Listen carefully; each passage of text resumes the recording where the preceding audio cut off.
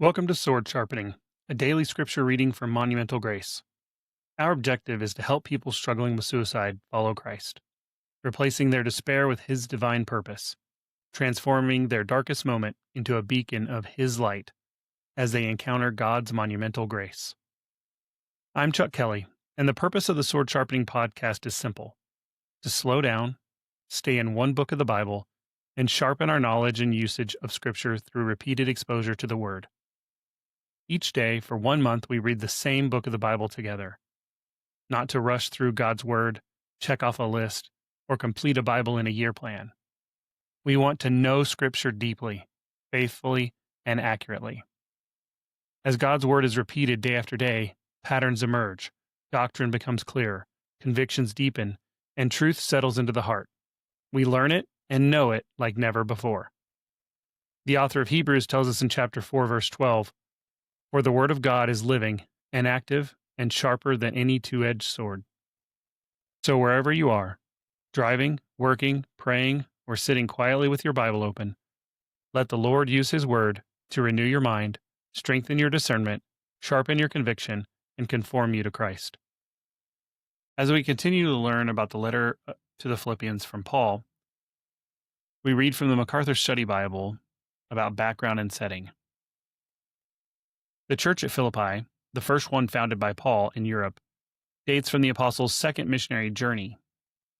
Philippi evidently had a very small Jewish population because there were not enough men to form a synagogue.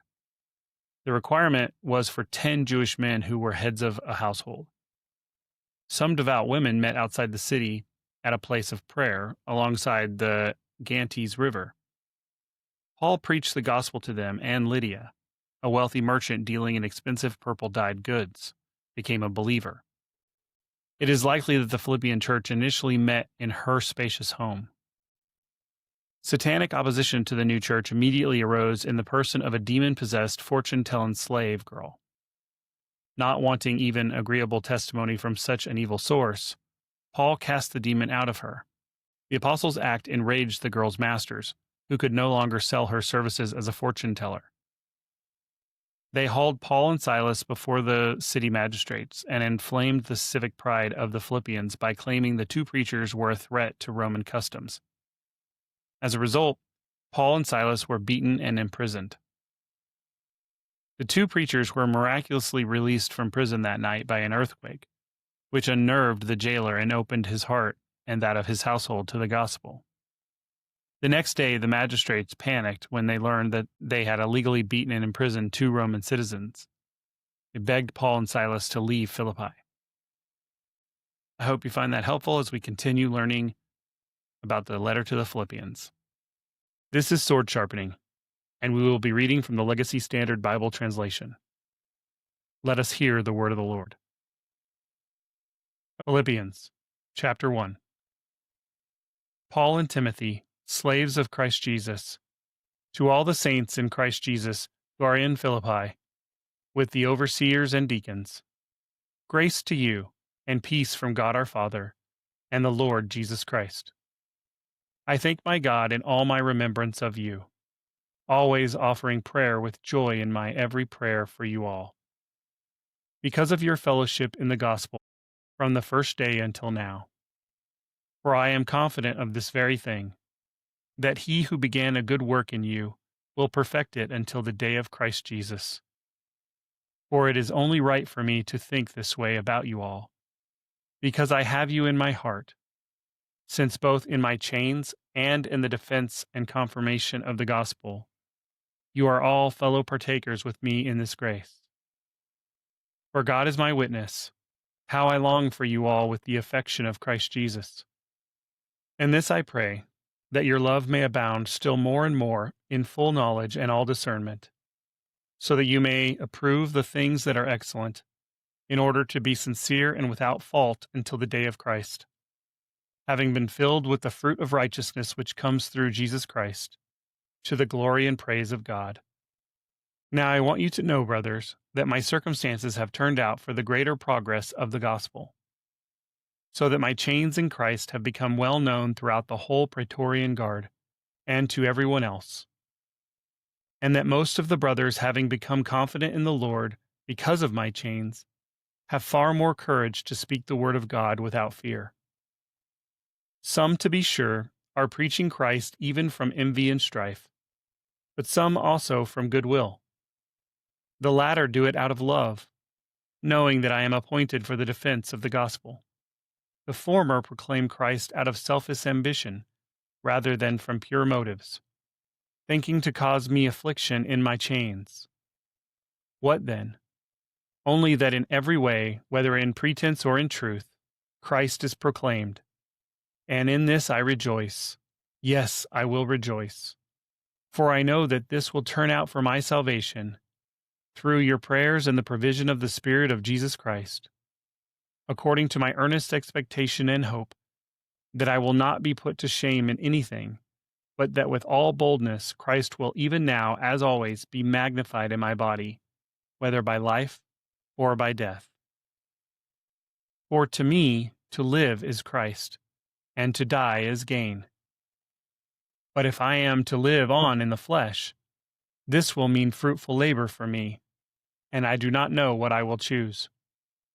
But I am hard pressed between the two, having the desire to depart and be with Christ, for that is very much better. Yet to remain on in the flesh is more necessary for your sake.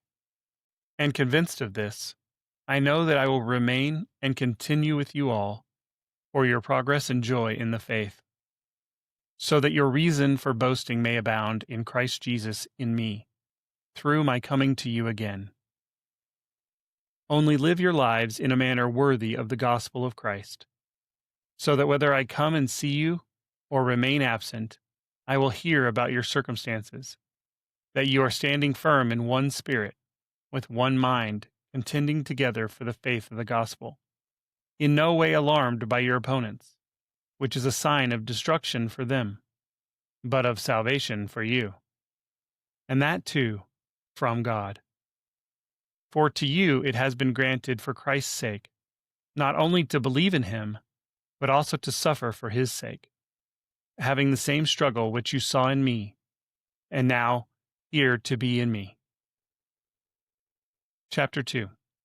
Therefore, if there is any encouragement in Christ, if there is any consolation of love, if there is any fellowship of the Spirit, if any affection and compassion, fulfill my joy, that you think the same way, by maintaining the same love, being united in spirit, thinking on one purpose, doing nothing from selfish ambition or vain glory, but with humility of mind, regarding one another as more important than yourselves, not merely looking out for your own personal interests, but also for the interests of others, having this way of thinking in yourselves which was also in Christ Jesus, who, although existing in the form of God, did not regard equality with God a thing to be grasped, but emptied himself by taking the form of a slave, by being made in the likeness of men. Being found in appearance as a man, he humbled himself by becoming obedient to the point of death, even death on a cross. Therefore God also highly exalted him, and bestowed on him the name which is above every name, so that at the name of Jesus every knee will bow, of those that are in heaven, and on earth, and under the earth, and that every tongue will confess that Jesus Christ is Lord, to the glory of God the Father. So then, my beloved, just as you have always obeyed, not as in my presence only, but now much more in my absence, work out your salvation with fear and trembling, for it is God who is at work in you, both to will and to work for his good pleasure. Do all things without grumbling or disputing, so that you will be blameless and innocent, children of God, without blemish, in the midst of a crooked and perverse generation, among whom you shine as lights in the world, holding fast the word of life, so that in the day of Christ I will have reason to boast, because I did not run in vain, nor labor in vain. But even if I, being poured out as a drink offering upon the sacrifice and service of your faith, I rejoice and share my joy with you all. and you also rejoice in the same way and share your joy with me. But I hope in the Lord Jesus to send Timothy to you shortly, so that I also may be in good spirits when I learn of your circumstances. For I have no one else of kindred spirit who will genuinely be concerned about your circumstances. For they all seek after their own interests, not those of Christ Jesus. But you know of his proven worth, that he served with me in the furtherance of the gospel like a child serving his father. Therefore I hope to send him immediately, as soon as I evaluate my own circumstances.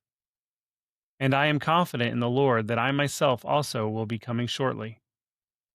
But I regarded it necessary to send to you Epaphroditus, my brother and fellow worker and fellow soldier, who is also your messenger and minister to my need, because he was longing for you all, and was distressed because you had heard that he was sick. For indeed he was sick to the point of death, but God had mercy on him, and not on him only, but also on me, so that I would not have sorrow upon sorrow. Therefore I have sent him all the more eagerly, so that when you see him again you may be rejoiced, and I may be less concerned. Receive him then in the Lord with all joy, and hold men like him in high regard, because he came close to death for the work of Christ, risking his life to fulfill what was lacking in your service to me. Chapter 3.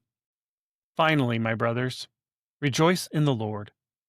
To write the same things again is no trouble to me, and it is a safeguard for you. Beware of the dogs, beware of the evil workers, beware of the mutilation. For we are the circumcision, who worship in the Spirit of God, and boast in Christ Jesus, and put no confidence in the flesh. Although I myself might have confidence even in the flesh, if anyone else has a mind to put confidence in the flesh, I far more. Circumcised on the 8th day, of the nation of Israel, of the tribe of Benjamin, a Hebrew of Hebrews. As to the law, a Pharisee. As to zeal, a persecutor of the church. As to the righteousness which is in the law, found blameless. But whatever things were gained to me, those things I have counted as loss for the sake of Christ.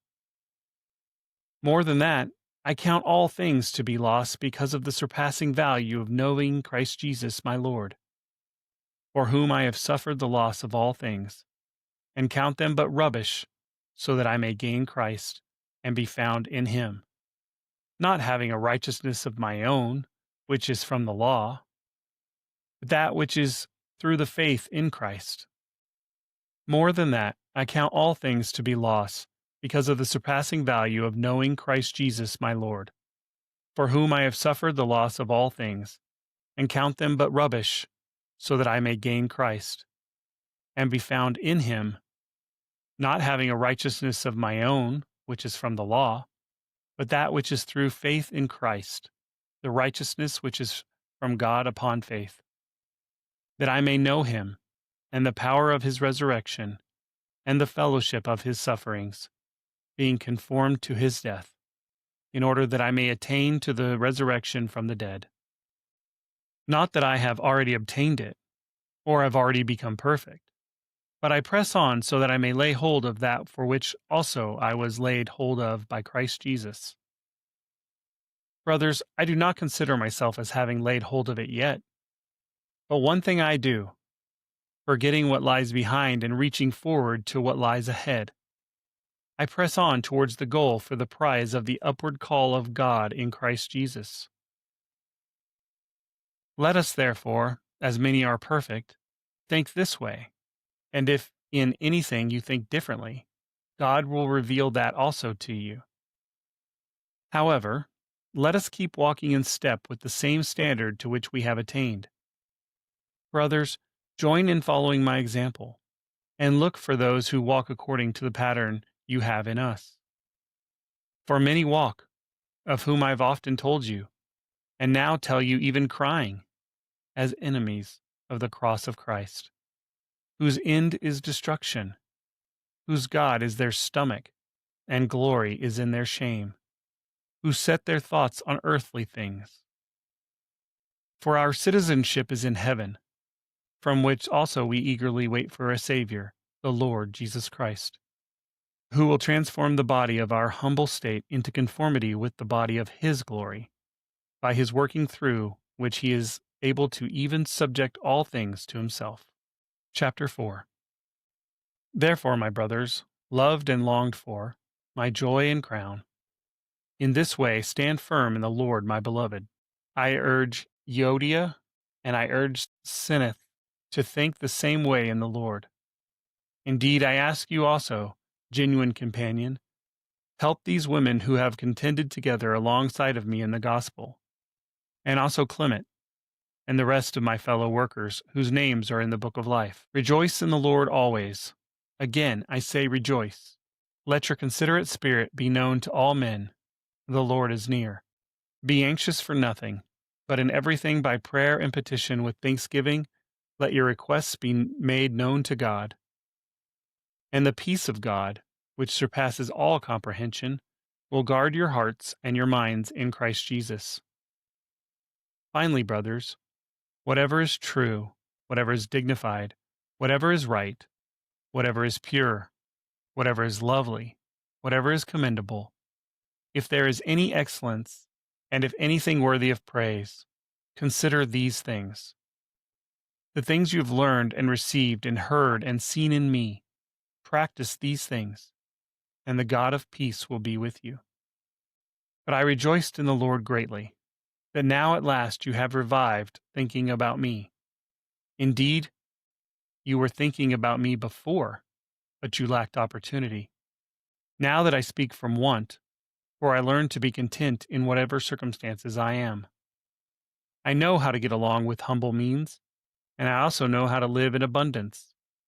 In any and all things I have learned the secret of being filled and going hungry, both of having abundance and suffering need. I can do all things through Him who strengthens me. Nevertheless, you have done well to fellowship with me in my affliction. And you yourselves also know, Philippians, that at the first preaching of the gospel, after I left Macedonia, no church fellowshipped with me in the matter of giving and receiving but you alone.